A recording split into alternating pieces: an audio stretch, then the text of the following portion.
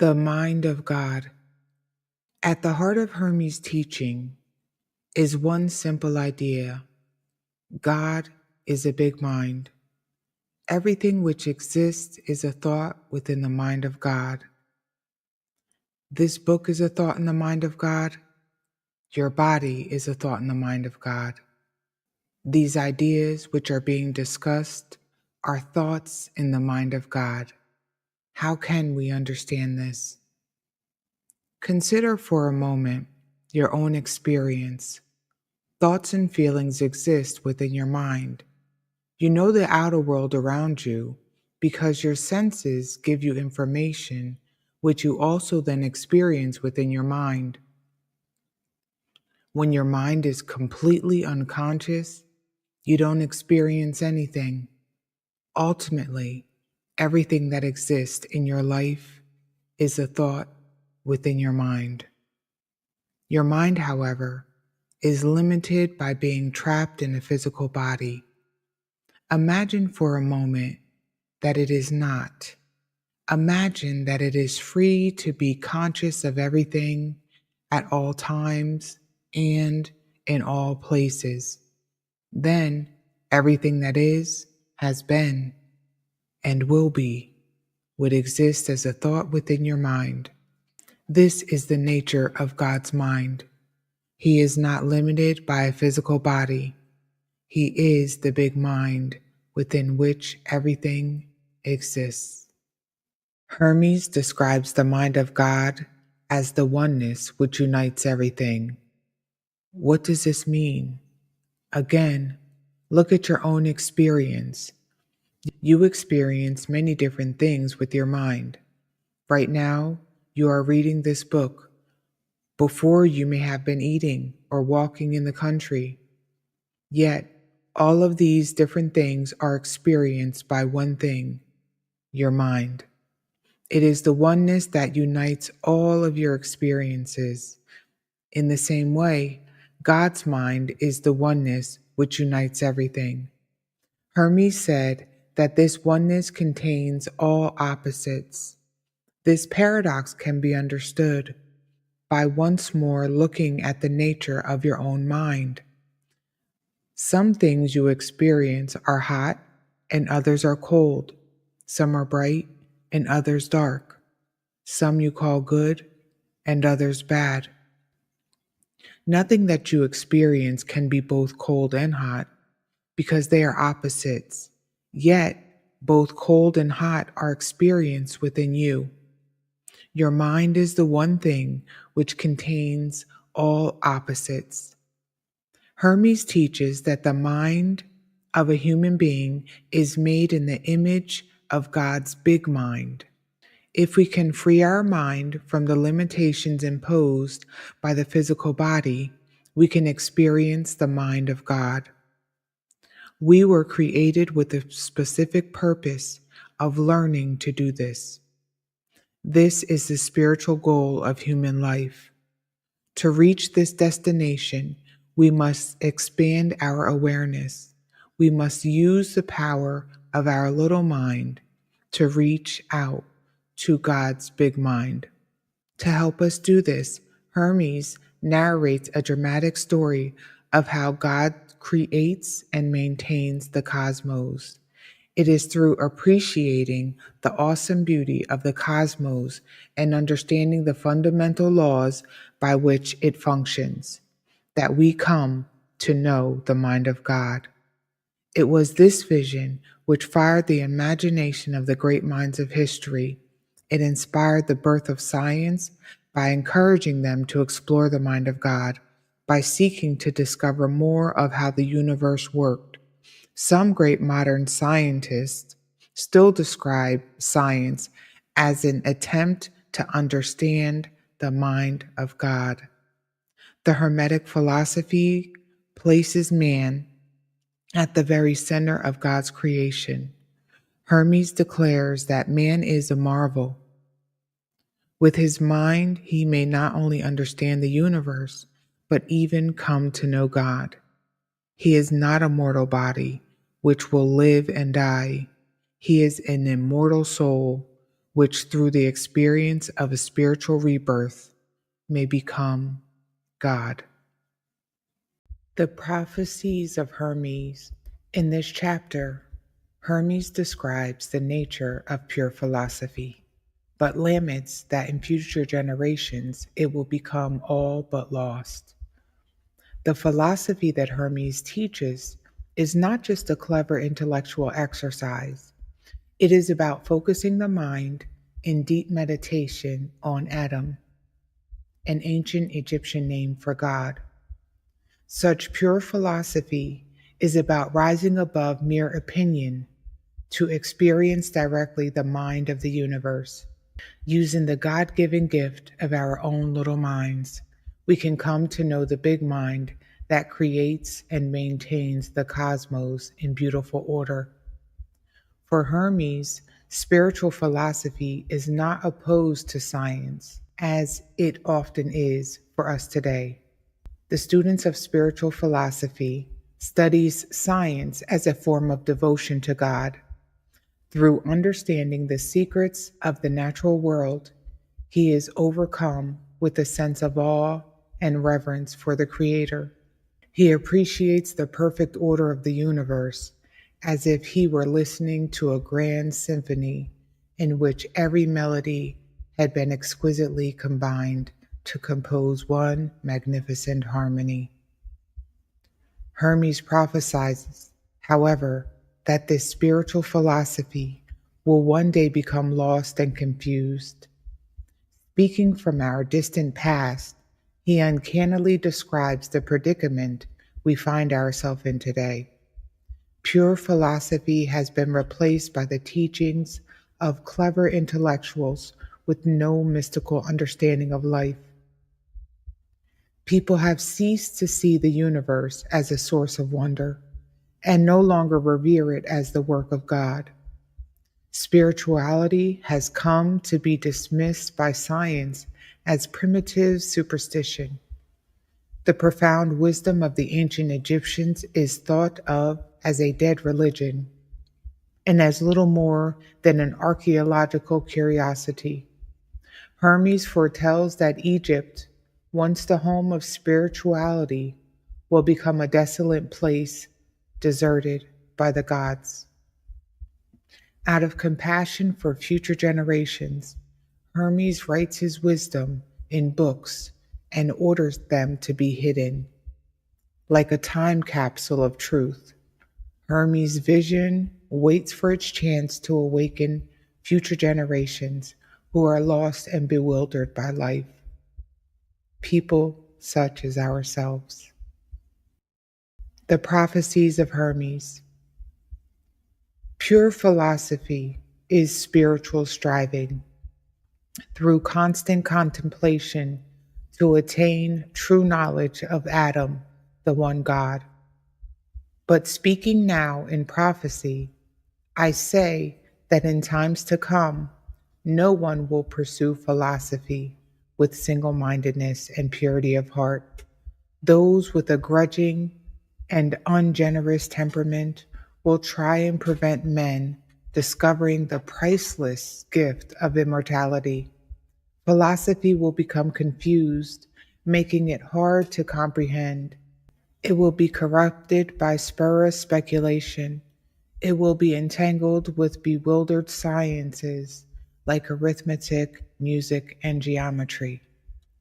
The student of pure philosophy studies the sciences, not of fanciful theories, but a devotion to Adam, because they reveal a universe perfectly ordered by the power of number, because measuring the depths of the sea and forces of fire and magnitudes of physical things leads to a reverent awe at the Creator's skill and wisdom. Because the mysteries of music bear witness to the unsurpassing talent of the supreme artist who has beautifully harmonized all things into a single whole, suffused with sweet melodies. The simple love Adam is thought with singleness of heart, and to follow the goodness of his will, this is philosophy, unsullied by intrinsic cravings for pointless opinions. But I foresee that, in time to come, clever intellectuals will mislead the minds of men, turning them away from pure philosophy. It will be taught that our sacred devotion was ineffectual, and that a heart full of piety and auspicious service, with which an Egyptian honors Adam, was a waste without reward. Egypt is an image of the heavens, and the whole cosmos dwells here, in this its sanctuary. But the gods will desert the earth and return to heaven, abandoning this land that was once the home of spirituality.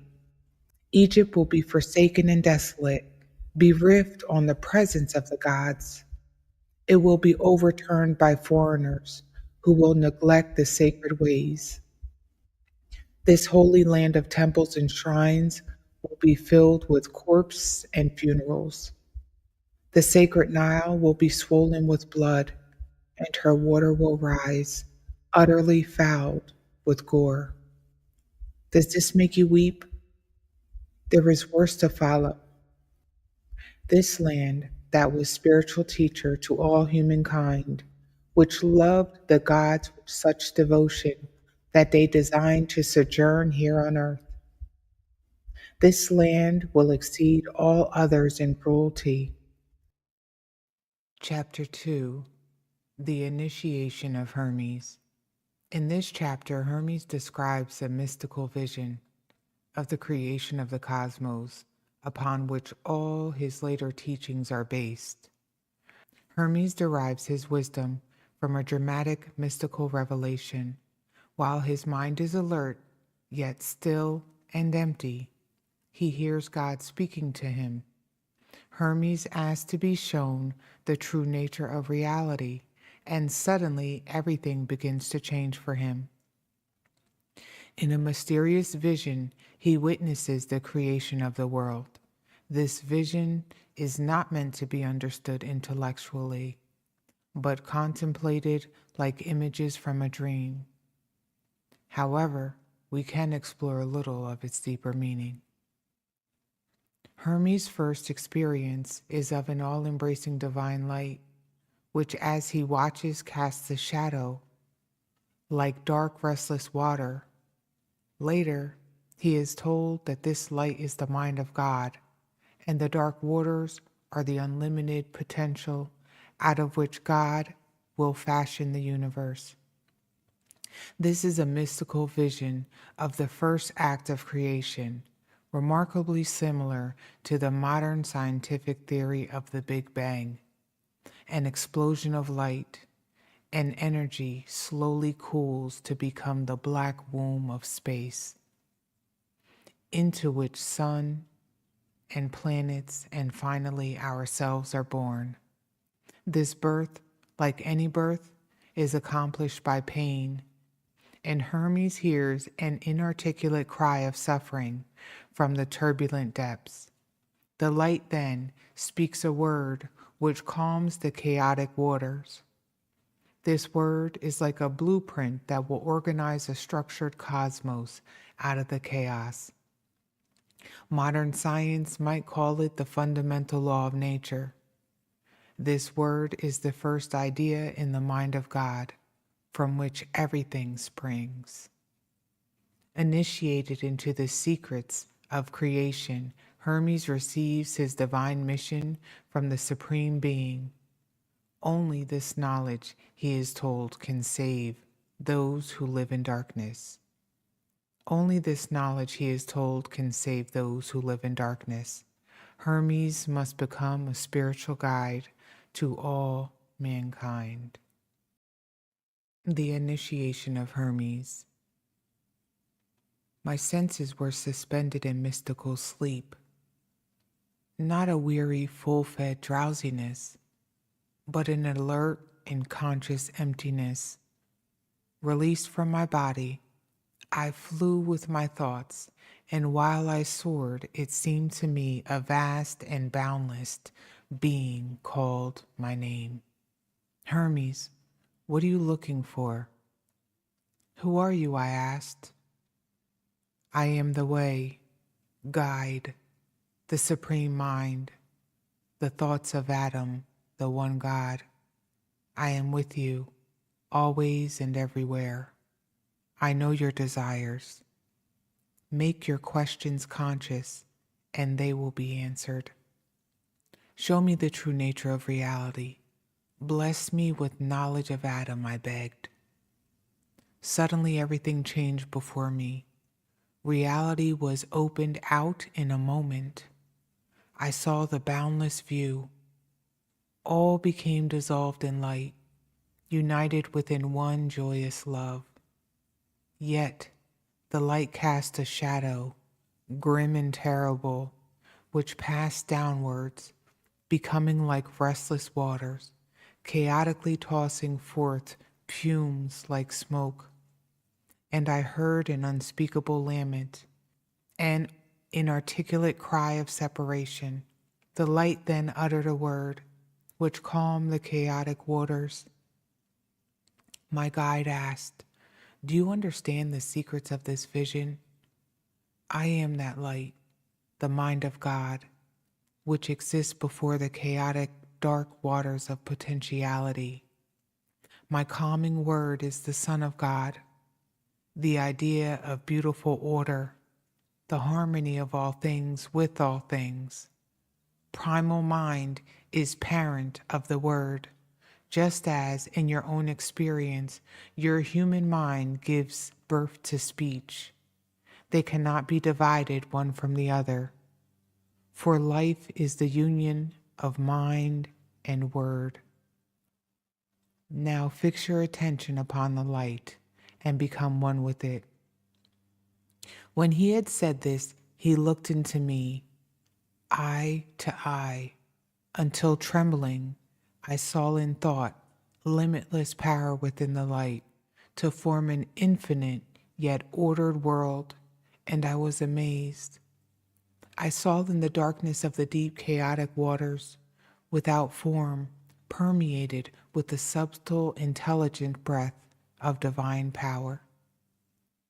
Adam's word fell on the fertile waters, making them pregnant with all forms. Ordered by the harmony of the word, the four elements came into being, combined to create the brood of living creatures. The fiery element was articulated as the constellation of the stars and the gods of the seven heavenly bodies, revolving forever in celestial circles. The word then leapt up from the element of nature and reunited with the mind, the maker, leaving mere matter devoid of intelligence.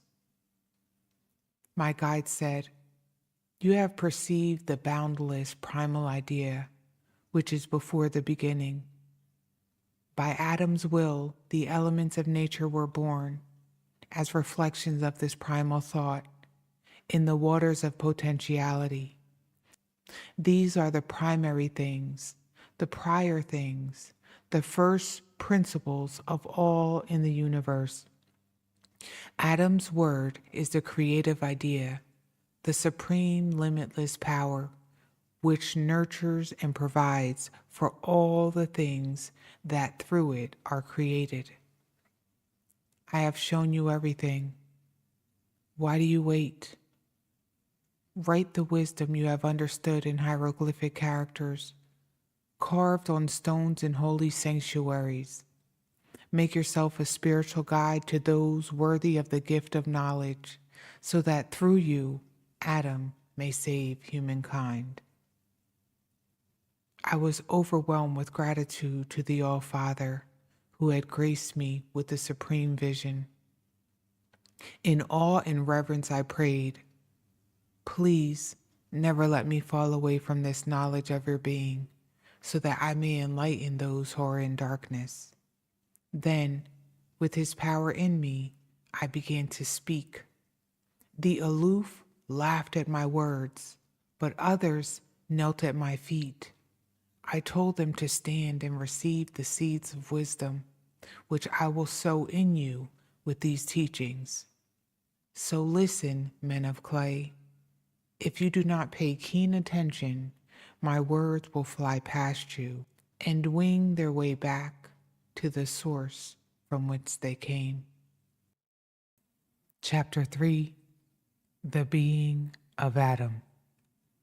In this chapter, Hermes attempts to describe God, Adam. Although God cannot be defined with words, Hermes gives some clues for us to contemplate. God is oneness. Everything is a part of one supreme being. Like the number 1, which is the source of all subsequent numbers, God is the source of all. Yet, just as when the number 1 is divided or multiplied by itself, it remains one, so God constantly remains the oneness. Because he unites everything, his nature is paradoxical.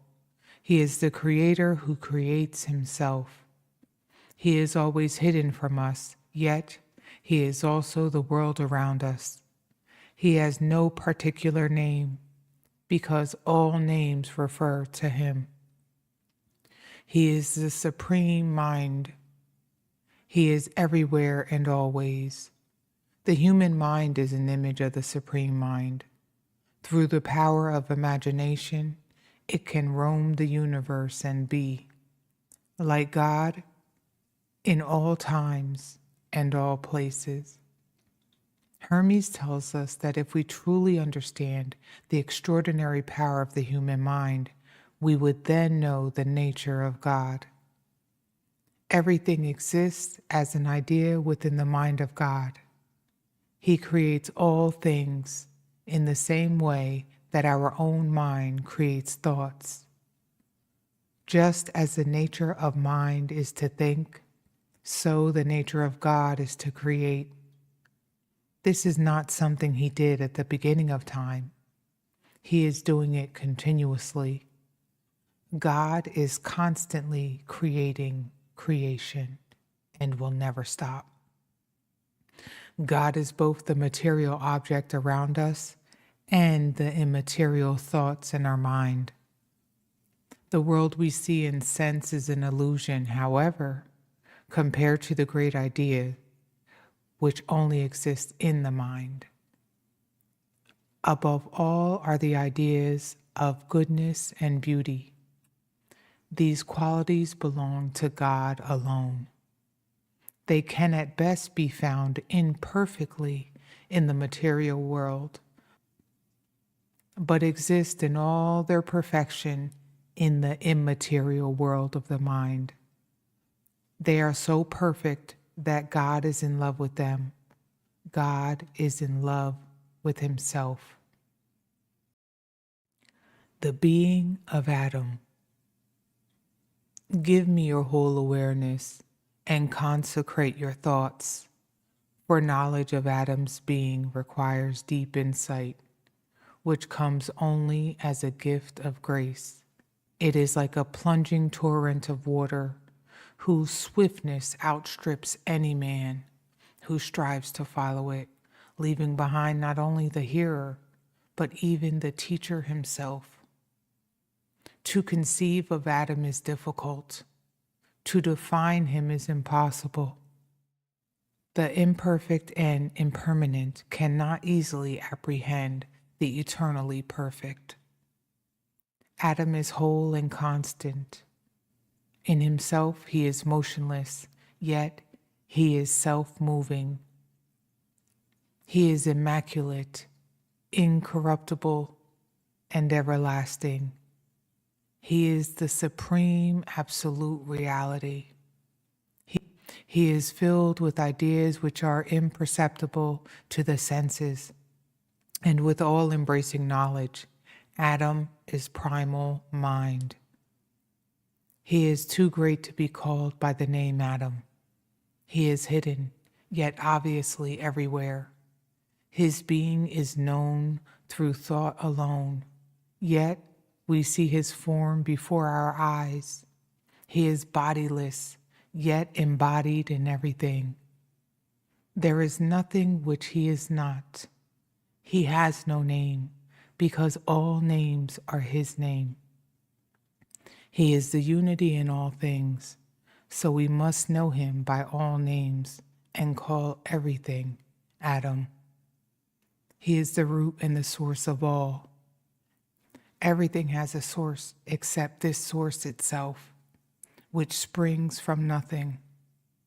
Adam is complete like the number one, which remains itself, whether multiplied or divided, and yet generates all numbers. Adam is the whole which contains everything. He is one, not two. He is all, not many. And all is not many separate things, but the oneness that subsumes the parts. The all and the one are identical. You think that things are many when you view them as separate. But when you see they all hang on the one and flow from the one, you will realize they are united, linked together and connected by a chain of being, from the highest to the lowest, all subject to the will of Adam. The cosmos is one as the sun is one. The moon is one as the Father is one. Do you think there are many gods? That's absurd. God is one. Adam alone is the creator of all that is immortal and all that is mutable. If that seems incredible, just consider yourself. You see, speak, hear, touch, taste, walk, think, and breathe. It is not a different you who does these various things, but one being who does them all. To consider how Adam makes all things, consider a farmer sowing seeds, here wheat, there barley, now planting a vine, and then an apple tree. Just as the same man plants all these seeds, so Adam sows immortality in heaven and change on earth. Throughout the cosmos, he disseminates life and movement, the two great elements that comprise Adam and his creation are so everything that is. Adam is called Father because he begets all things, and from his example, the wise hold begetting children the most sacred pursuit of human life. Adam works with nature within the law of necessity, causing extinction and renewal, constantly creating creation to display his wisdom. Yet, the things that the eye can see are mere phantoms and delusions. Only those things invisible to the eye are real. Above all are the ideas of beauty and goodness. Just as the eye cannot see the being of Adam, so it cannot see these great ideas. These are attributes of Adam alone and are inseparable from him. They are so perfectly without blemish that Adam himself is in love with them. There is nothing which Adam lacks, so nothing that he desires. There is nothing that Adam can lose, so nothing can cause him grief. Adam is everything. Adam makes everything, and everything is a part of Adam. Adam, therefore, makes himself. This is Adam's glory. He is all creative, and this creating is his very being. It is impossible for him ever to stop creating, for Adam can never cease to be. Adam is everywhere. Mind cannot be enclosed because everything exists within mind. Nothing is so quick and powerful. Just look at your own experience. Imagine yourself in any foreign land, and quickly as your intention, you will be there. Think of the ocean, and there you are. You have not moved as things move, but you have traveled nevertheless. Fly up into the heavens. You won't need wings. Nothing can obstruct you, not the burning heat of the sun or the swirling planets. Pass on to the limits of creation. Do you want to break out beyond the boundaries of the cosmos? For your mind, even that is possible. Can you sense what power you possess?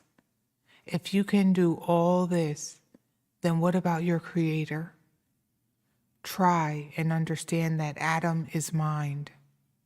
This is how he contains the cosmos. All things are thoughts, which the Creator thinks. Thank you for watching. Please remember to like, subscribe, comment, and share.